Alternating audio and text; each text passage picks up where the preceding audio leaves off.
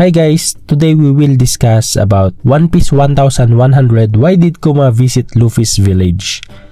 Does Kuma already know about Nika? In One Piece chapter 1100, this time many of the reader's suspicions were finally revealed, although more mysteries emerged at the end.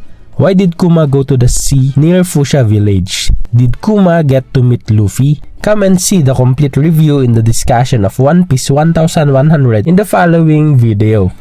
At the beginning of One Piece 1100, it was revealed that Saturn was actually eavesdropping on Kuma and Vegapunk's conversation as we suspected in the previous discussion. As a result, Kizaru and the marine troops he led visited Egghead to give Vegapunk a warning. If you pay attention on the first page, you can also see the figure of a young X-Drake who turned out to be Kizaru's subordinate 4 years ago when X-Drake was still in the Navy. This part finally explains why X-Drake, while in Sabaudi, reacted if he knew about the Pacifista project when he saw the appearance of Kuma's duplicate. The reason Kuma is famous as the most obedient Shichibukai. This section also finally explains our suspicions since several chapters ago that Kuma became an obedient Shichibukai as a result of his agreement with the world government to cure Bonnie. Interestingly, in the past, most of our probably thought that Vegapunk was cold-hearted because he had the heart to take away Kuma's life. In fact, it can be seen in this chapter that Vegapunk actually doesn't want to kill the Kuma figure they know. Vegapunk is a basically good guy, albeit a bit eccentric. In this chapter, it is finally clear all this is because of Saturn's involvement in the negotiations between Kuma and Vegapunk. This chapter also further explains the reason Akainu looked so scared when Jewelry Bonnie was said to have run away from them. Bonnie is the world government's hostage to get Kuma to obey. This is also the reason Rob Lucy said before arriving at Egghead Island that they no longer needed Jewelry Bonnie, considering that at that point Kuma had completely turned into a world government weapon. One question is, why didn't Kuma free himself from the world government when Jewelry Bonnie had managed to escape from the Sorbet Kingdom and became a pirate? Was it that at that time Kuma's body had some kind of bomb implanted that would activate if he met Bonnie? Or did Saturn also promise not to hurt Bonnie even though Bonnie became a pirate if Kuma remained obedient to them? The number of Vegapunk satellites is actually out of plan. If you pay attention in chapter 1100, Vegapunk mentions that he needs 5 more Vegapunk people besides himself to replace some of the things he needs to do. However, as we see in Egghead today, Vegapunk ultimately created 6 Vegapunk satellites. Does this mean that the number of satellites created by Vegapunk is beyond the initial plan? Could it be this miscalculation that made York disobey Vegapunk? Kizaru dancing with Nika hints that Kizaru will side with Luffy. In Kuma and Bonnie's flashback, we also see how Kuma, Bonnie, Vegapunk, Sentomaru, and Kizaru party and dance to the sound of drums that are very identical to Sun God Nika. Is this a hint that Kizaru will also side with Luffy, like his other colleagues? At least this part shows a little that Kuma always shows Sun God Nika's freedom to anyone and wherever he goes. In this flashback, we are also shown the figure of Alpha, who is Cypher Paul agent. From its design, it's almost certain that this Alpha is Khalifa's sister. But is this Alpha not one of Khalifa's own disguises?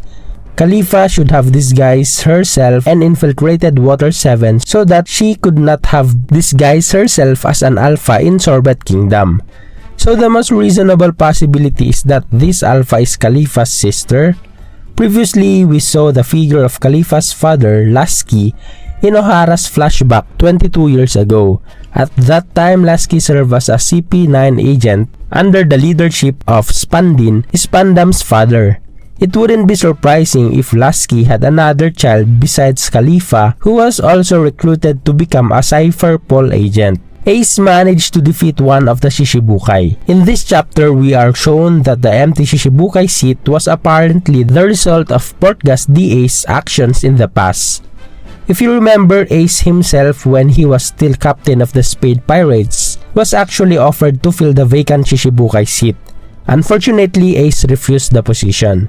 Apparently, this seat was empty for quite a long time until finally the vacancy was filled by Bartholomew Kuma. But if you think about it, Ace, who defeated one of the Shishibukai, was offered to replace. Why didn't Luffy, who managed to defeat Crocodile, get the same offer? If Marshall D. Teach had not previously offered to become a Shishibukai, maybe Luffy would have not offered to become a Shishibukai too. Jolly Roger Kuma, drawn by Bonnie. There are interesting details on the Kuma ship that appears in this chapter.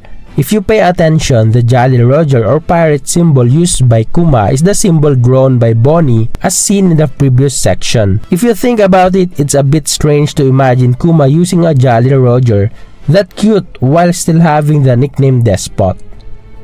What is Kuma doing in Fuchsia Village, Luffy's hometown? As we saw at the end of this chapter, Kuma appeared to be in the waters near Fuchsia Village, which is Luffy's hometown. If you look at Kuma's conversation, it is almost certain that his presence in East Blue at that time was not at all ordered by the world government. So what is Kuma's reason for visiting Luffy's hometown? If you remember, Ivankov looked surprised when he found out that Luffy was Dragon's son. This means that Dragon himself didn't talk about much his family to his Revolutionary Army colleagues. Interestingly, from Kuma's monologue at the end of the Thriller Bark arc, Kuma seems to know about Luffy and Dragon's blood relationship. Will his visit to Fuchsia Village make Kuma realize that Luffy is Dragon's son? But this still doesn't answer Kuma's reason for visiting Fuchsia Village. It could be that as a big fan of the sun god Nika, Kuma knows about the true identity of the Gomu Gomu no Mi and is trying to find the devil fruit of his own accord.